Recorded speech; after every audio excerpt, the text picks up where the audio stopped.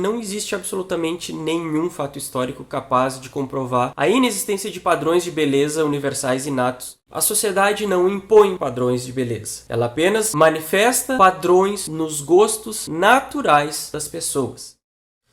Nesse vídeo eu vou falar dos padrões de beleza dos traços fisionômicos e corporais. Então eu não vou falar de beleza relacionada a acessórios do corpo humano como roupas, tatuagem, piercing, maquiagem e etc. Essas coisas elas estão muito relacionadas com a moda, que de fato varia bastante conforme a cultura. E eu não vou falar da beleza relacionada à moda, porque essa forma de beleza é diferente da forma que eu estou me referindo pelos seguintes motivos. O ser humano possui duas formas de experienciar o belo. No primeiro caso, a gente teria a pessoa gostando de uma forma estética pelas características da forma em si. E no segundo caso, a gente tem a pessoa gostando de estar com um padrão estético porque ela sabe que esse padrão é valorizado na sociedade e ela quer se sentir valorizada.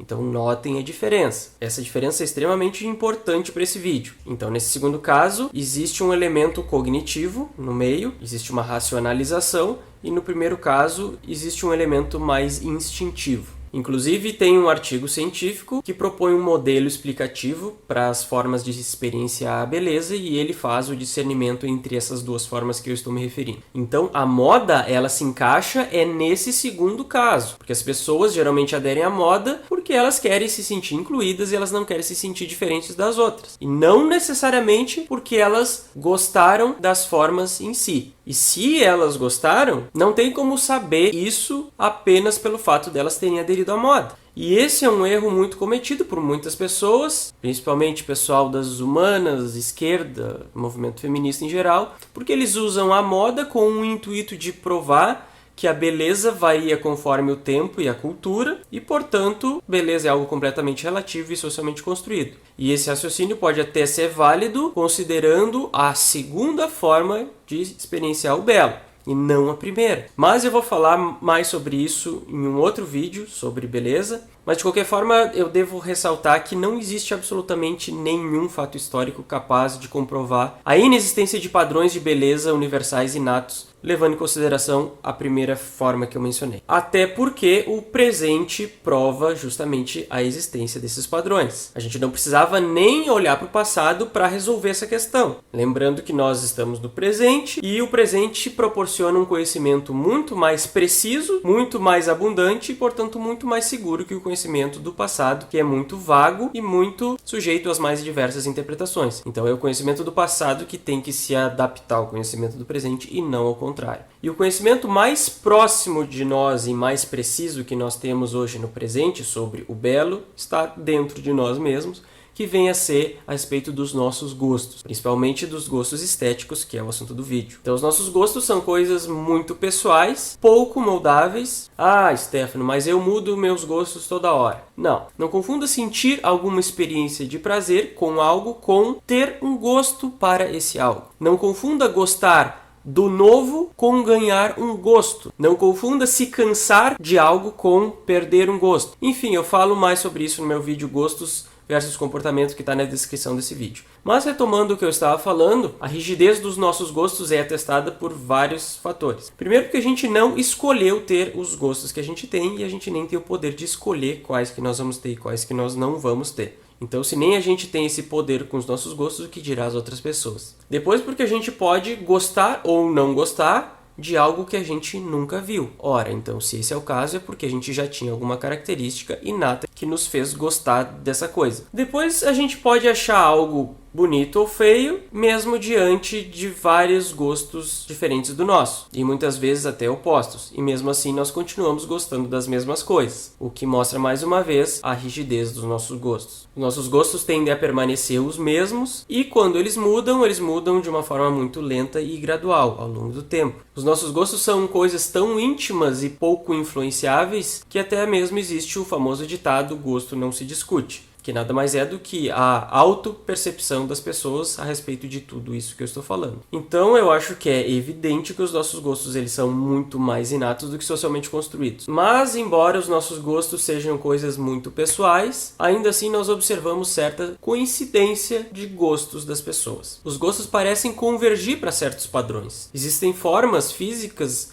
mais suscetíveis de serem consideradas como belas ou feias pela maioria das pessoas. Por exemplo, homens altos, fortes, com corpo V, são considerados mais belos e mais atraentes, enquanto mulheres com o famoso corpo violão, cintura fina, quadril largo, são consideradas mulheres mais belas e mais atraentes. Bom, mas é claro que isso são apenas tendências gerais de gostos, porque cada um tem o seu gosto e existe uma diversidade imensa de gostos. Mas o que acontece é que essa diversidade se concentra em torno desses padrões. E esses padrões eles não são tão estritos. Existem várias formas físicas que podem se encaixar nesses padrões. Por exemplo, existem vários tipos de corpo violão. Pode ter o corpo violão da mulher mais magrinha, o corpo violão da mulher mais gordinha, o corpo violão com uma relação cintura-quadril maior ou com uma relação menor, enfim. A questão é que quanto mais longe dos padrões, menos belo se é. Bom, e esses padrões, eles são universais. Isso é muito facilmente observado se olhando os filmes, desenhos, a mídia em geral, e as diferenças culturais que nós podemos observar, na maioria das vezes dizem respeito à moda e costumes, que são coisas que eu não estou tratando aqui nesse vídeo, e a parcela que diz respeito aos traços fisionômicos e corporais pode ser explicada pelo fato de que os indivíduos de certos países não possuem as formas estéticas mais privilegiadas. Então, por exemplo, se a gente observa um padrão de beleza feminino num país e esse padrão não for de um corpo violão, isso não significa que eles não gostam do corpo violão, mas que as mulheres desse país não possuem genética para isso. E, de fato, todo homem de qualquer parte do mundo tende a gostar desse estilo violão.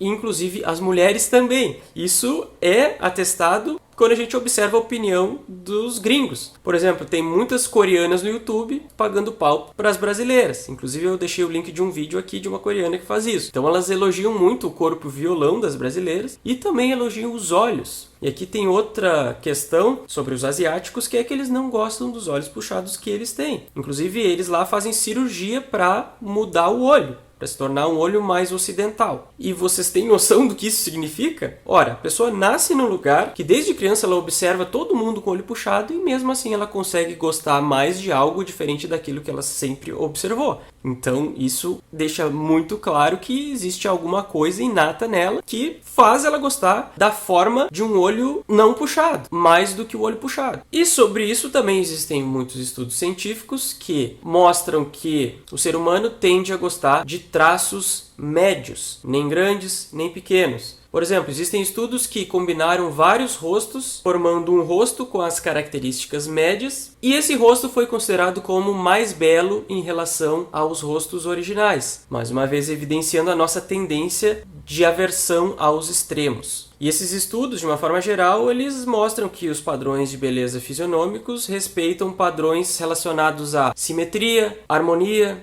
e proporção das formas. E existe toda uma matemática por trás disso. Então, todas essas coisas evidenciam que existe sim padrões de beleza universais e que eles são também inatos. Mas enfim, o fato é que as pessoas ignoram a realidade ao seu redor e propõem as explicações mais absurdas para explicar aquilo que é muito facilmente explicado pela biologia. E aí a gente entra no velho papo de que os padrões de beleza são impostos pela sociedade, de que as pessoas gostam daquilo que lhes é apresentado, de que a mídia impõe o que é belo e as pessoas são influenciadas pela mídia. Só que essa forma de pensar possui vários problemas. E o primeiro deles é que isso viola completamente o que é facilmente comprovado por introspecção, que eu falei no início do vídeo, que é que os nossos gostos não são facilmente moldáveis e influenciáveis. E aqui eu reforço mais uma vez o que eu falei no início do vídeo, que eu estou falando de gostar das características estéticas em si, independente de influência, e não da pessoa gostar de se sentir parecida com todo mundo. E o segundo problema é que as pessoas,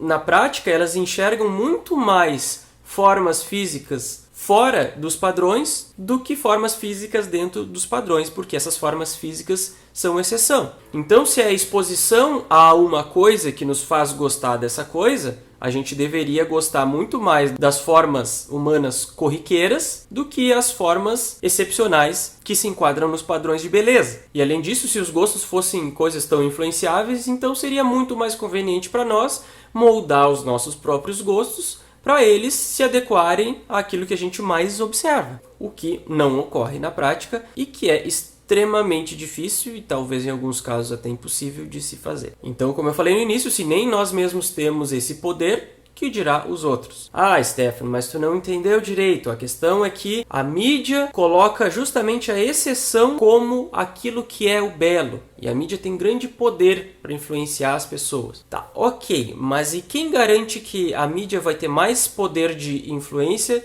do que a experiência cotidiana das pessoas? Eu não estou dizendo que ela não tem esse poder, mas como a gente vai saber qual é o peso de cada influência? É uma coisa completamente incerta aí. E isso que eu nem estou levando em consideração os problemas que eu já falei antes. Mas enfim, isso nos leva ao terceiro problema, que é até que ponto a mídia mostra o que é belo, evidenciando que é belo. Porque as pessoas não aparecem na televisão com uma plaquinha bonita, ou se não, feia.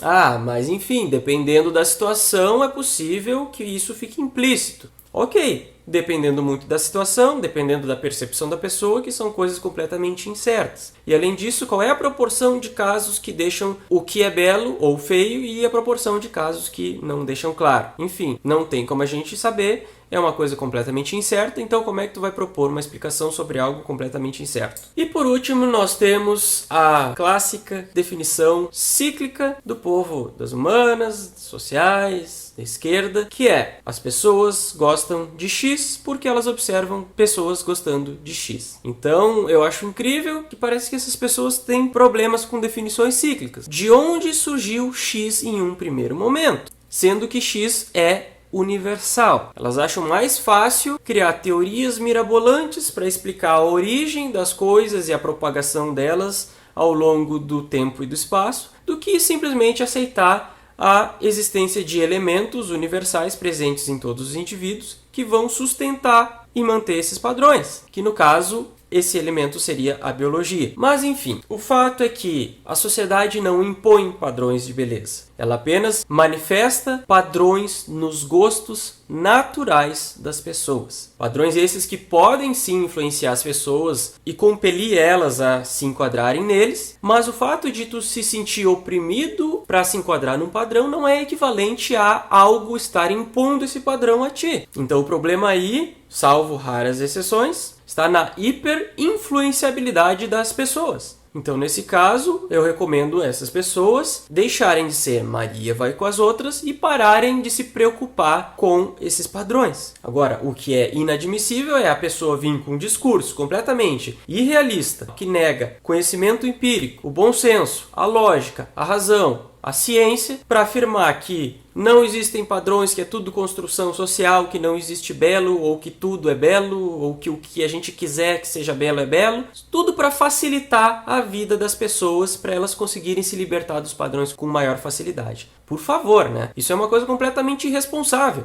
A gente não precisa destruir a verdade para fazer o bem para as pessoas. Até porque toda inverdade tem grande poder para fazer o mal. Mas enfim, então era isso. Se tu gostou desse vídeo, deixa o teu like, compartilha, se inscreve no canal e até a próxima.